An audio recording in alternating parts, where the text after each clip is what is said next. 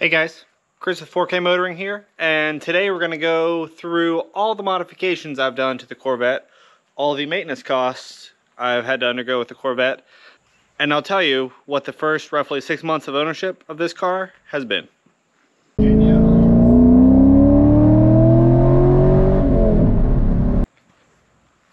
Starting here at the front, one of the things that I did pretty early on in the car is replace the headlights and the fog lights down here with LEDs.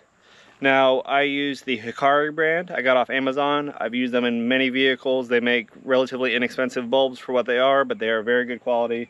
Company stands behind them. You get good feedback. Overall, very happy with them. I'll go ahead and post a link either up here or down in the description. Please check them out. Highly recommend them. They're not very expensive. One of the biggest issues I have with this generation of car and earlier is that, especially with the halogen bulbs, when you're just driving, if you sit and idle, come up to a red light, your headlights will kind of dim, and that was something I never really liked. So I went ahead and swapped with LEDs so they don't do that. I've got the main beams, the high beams, and the fog lights done, and it just gives the car a more modern look, a better distribution of light. These are adjustable in focal length, so you can actually fine-tune them for the reflectors that are in your headlights from the factory. As you guys probably know, the factory, or any factory, halogen reflector is not designed to work with LEDs, so there is some concessions made there. But beam pattern's good, overall brightness is very good, and energy usage is very low. So happy I did those. Those have been taken care of. Likewise, you guys saw my turn signal replacement. That was just a standard turn signal, no need to do any additional wiring. It was just the OEM replacement product. The actual housing, you can see these are oxidized. They will be getting changed before too long on both sides, but that's in a video to come. So I'll go ahead and post up the price I paid for those there. I think the headlights and the high beam, low beam combo was under $40, and the fog lights were another $20 or so, so not a big investment there. Moving back to our next section here is our hood seal. You guys should be able to check that out there. This was a pretty inexpensive mod. I'll go ahead and post the price here. I think it was right around $20 if I remember right, maybe a little bit less, from Midwest Corvettes, I believe. And so far it's been great. It looks good, it looks very professional, it fits great, and it does keep a lot of that dirt out from coming in where the air filters are, the whole front end of the hood. So all in all, I think that has been a great addition, especially for the price. Would highly recommend it. Coming back farther, the cold air intake, or at least the high flow intake that has been done to this car, was done before I bought it. These, I don't know if they do a whole lot other than they take in a little bit more air than you get from the factory. The brake cooling ducts, the original owner removed in order to get more air directly to those intakes. I don't track the car. It seems to be working fine for me. I haven't overheated the brakes at any point. So overall, that seems like a good system. Moving back in the engine bay, we'll go ahead and talk about our alternator. As you guys may know that saga. So as you guys may remember from some of the other videos, and I'll definitely make a couple links from those here, the original alternator went out on the car. Gave me a charging system fault and a service vehicle soon fault. Car was not producing any voltage, so I went ahead and changed the alternator. As you guys know, the one I got was a remanufactured unit that was under $200, so really not too bad. But it was producing what I found out to be too much current for the car. It didn't like it being over 14.2 volts, and it was producing up to 14.5 at times, so it was giving me errors. It was charging, but it was giving me errors. Went ahead and got a warranted replacement. They sent me a new one. It works great. They gave me my money back from my old one. No problems there. It was a pretty quick deal from Rock Auto. Pretty happy with them, but that's another almost $200 set. With that process, I went ahead and I got the new battery. As you guys may know, the batteries this car is supposed to come with are the AGM batteries. That is because right under here is the ECU towards the bottom of the car there. A normal lead acid battery, when put in that same position, has the potential for leaking and could cause an issue. So we went ahead and got the Optima Red Top series. You can see the model number and the battery voltage there. Went ahead and got one of those. Again, that was around $200. So all in all, we're right around $400 for the charging system issue. Coming back to our next section back, we went ahead and upgraded wheels, tires, and brakes. Now, if you guys remember, we didn't do our brake rotors and pads. Rotors seem to have decent thickness and were fairly smooth, so we just did pads. They were the Powerstop Extreme Performance Kit. They were not very expensive, under $50 if I remember right. I'll post that here if I'm wrong, let you guys know what it is. But they're very inexpensive and they seem to stop great. They're not, you know, large Brembos or the Willwoods that would be available for this car. So if you're tracking it or something like that, maybe not the best, but they're quiet for the street and they bite pretty well. So overall, I'm happy with them, especially for the cost. We did our wheels and tires. Again, I'll post these videos up here as they come along. We went the C6 base rims, so the next generation up base rims. Upgraded sizes a little bit, so they went from 17 fronts, 18 rears to 18 fronts, 19 rears. And with them, we got some new Michelin Pilot Sport all-season 4s for the tires, and these have made a tremendous difference. The guy that had the car before me set it up more as a drag racing car. He had Nitto drag racing radials on the back and just some Federal cheap front tires, and they felt very sloppy in the corners. They didn't hold the corner well. They gave very little feedback. These things have been amazing. All right, now working back, the clutch that we talked about, again around $2,000. Wish it was easy like the Corvette or like the C4 Corvette was, but this was quite an ordeal. Was around $2,000 altogether. LS7 upgraded clutch. It has the new rear main seal in it, new slave cylinder. We went ahead and did a fluid flush for both brake and clutch fluid. That was only, you know, 50 bucks or so in fluid.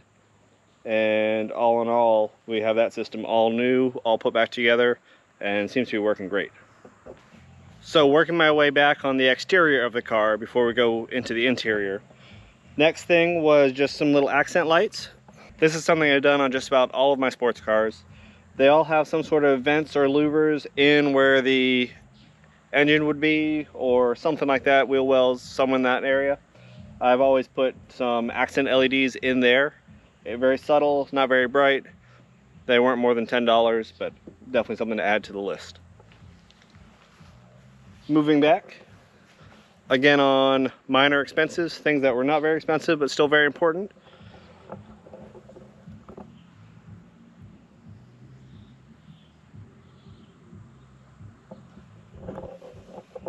We got this sticker here, and it is a definite game changer. As we know, stickers add 5 horsepower. That one probably adds 10, so huge power adder.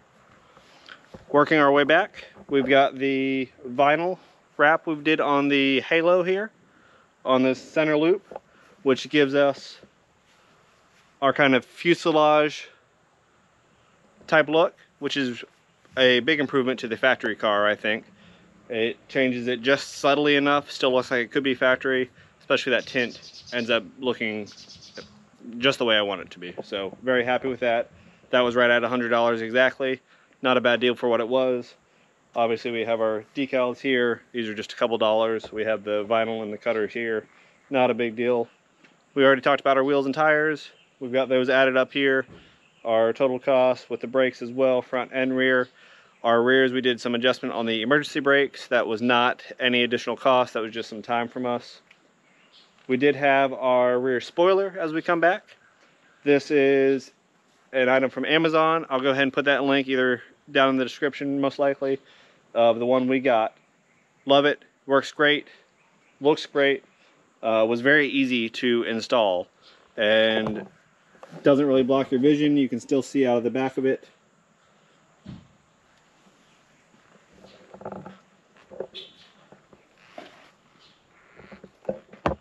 So very happy with that. As we come down to the back,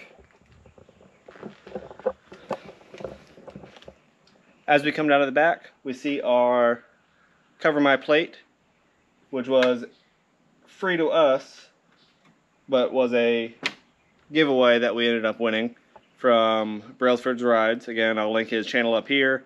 It's got pretty decent number of followers so far. He's got a lot of content, especially if you guys are into the Mustangs. I highly recommend checking him out. He's got some really cool stuff going on. But that would normally be about 50 bucks. We got ours for free, so I'll go ahead and just add this up to the total of things added to us, but we didn't spend that money on it. The Borla exhaust down here is amazing. With the headers that are on it, with the cat delete and the X-pipe and the Borla mufflers coming out, this thing sounds awesome all the time. Under low load, it's really not overly droney, doesn't make too much noise, but when you get on it, it growls, as you guys have heard. So really happy with that exhaust. Now going into the rear view camera and reverse lights. LED swapped reverse lights, so those have been upgraded in a big way. They make a lot more light now. They're right about $20 for the set for those. They're from Ultra Bright Lights. Really happy with them. The rear view camera is from Amazon. The first one I got actually had a fault in it, so the company sent me a new one. Was really good with their warranty claim, and that has been a great addition to this car. If you guys don't have a backup camera in your car, they're not hard to add. Man, I would highly recommend it.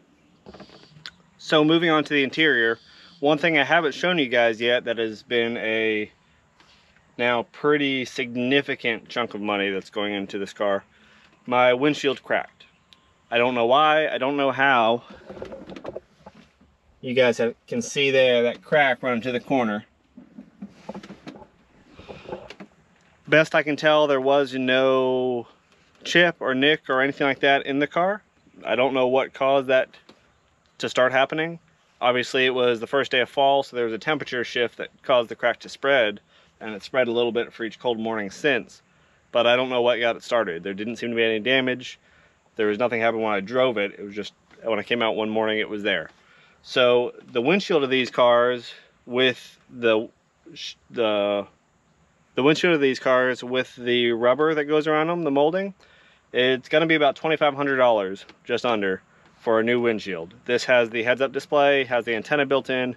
It is not a cheap module, and going through insurance, so it's not as big a hit to me, but still, for an overall cost of this car, man, some of these parts are not cheap. The rubber molding itself is $700. So we'll go ahead and add that to the list because that's something that has to get changed. Moving into the interior, we have our nice steering wheel cover. $15, not a big deal. Been looking at a new steering wheel from Amazon. Some of them are pretty cool. Haven't pulled the trigger yet. Those are a couple $100, but so far happy with this. Moving through the interior, we have our new Pioneer head unit. This is one you guys have seen. Post the video up here.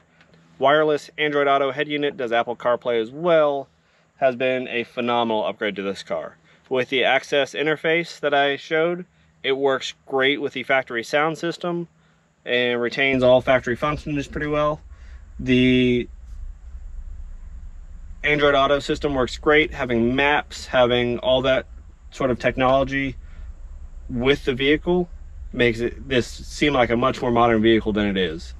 Obviously it's got a heads-up display, it's got a lot of the adaptive suspension stuff, it's got a lot of fancy features for a 2001 as is, but those are all original. So we've got the new interface there, we've got the new head unit, we've got the microphone for the speech, both for calling and for the voice, Google Voice, that sort of thing. We've got our new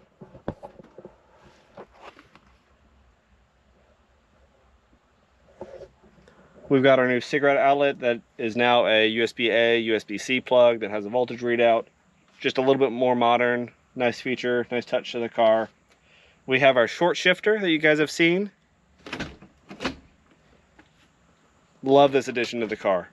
80 bucks. Can't beat it. Do need the new shift knob for it because the aluminum does get hot, but this is something that all Corvettes should come with.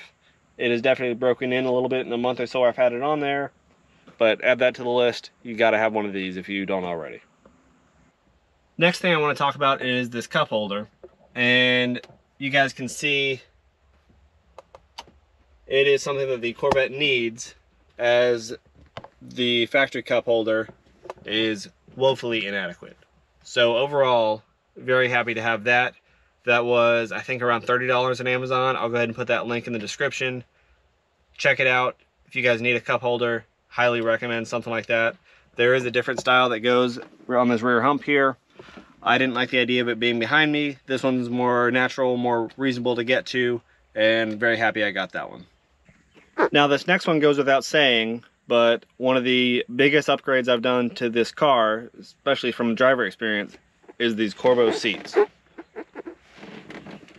Corbeau makes really good seats. They're a Canadian company, I believe. They make well-known, good quality for reasonable price seats. And these are their A4 seats, which are their smaller, narrower seats, so it actually fits in this C5 Corvette.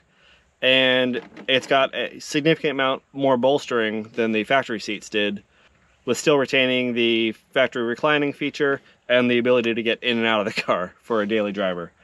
That's something that's useful, and I'm glad I went ahead and did that. Definitely adds to the look of the car too. Overall, highly recommend the upgrade. These are right at, I want to say, $1,100 with the micro suede that I got in them, and they go down a little bit. You can get them a little bit cheaper, but definite upgrade over the factory seats, provided that you fit them. They are not made for overly wide or overly large people. And finally, one of the last things I've done to the car is the rear wheel spacers. Now you can see the rear end sticks out a little bit from what it did. The front end is also pretty close. So we didn't do anything with the front, that's just with the back spacing of the C6 wheels. When we added the C6 wheels to the rear end here, they ended up being inset in the car a good bit, and I didn't really like how that looked. We went with the 1-inch wheel spacers for the GM bolt pattern. As you can see, 1 inch is just a little much. I think 3/4 of an inch might have been about perfect. Not a big deal. They're not the worst looking in the world. I don't think I dislike them enough to go ahead and spend more money on new ones and change them out. Just something to keep in mind if you guys haven't ordered any yet and are considering it. You do the C6 wheel swap as well. Go ahead and do the 3/4 inch spacers, not the full inch spacers. Well guys, that's about it at this point. There's a couple things on the horizon here for the car, but I think we've hit pretty much all the major ones that we've done with the vehicle, at least up to this point.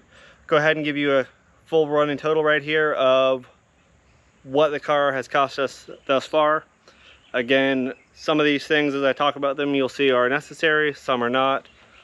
But overall, this in roughly 6 months of owning the car has been what it has cost me.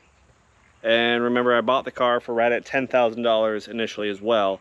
So we'll go ahead and factor that in. We'll factor in all the money I've spent on it so far, just so you guys at home can get an idea if you're considering buying, you know, a similar C5 Corvette or any old vehicle. As always, I want to thank you guys for watching 4K Motoring. Really appreciate it. If you haven't already, go ahead and hit that subscribe button down there. It means a lot to us, lets us know what you like and don't like. Please go ahead and give this video a like as well. It makes a big difference and it really helps out the channel. One of the things the YouTube algorithm looks for right now is likes. So go ahead and smash that button if you liked it.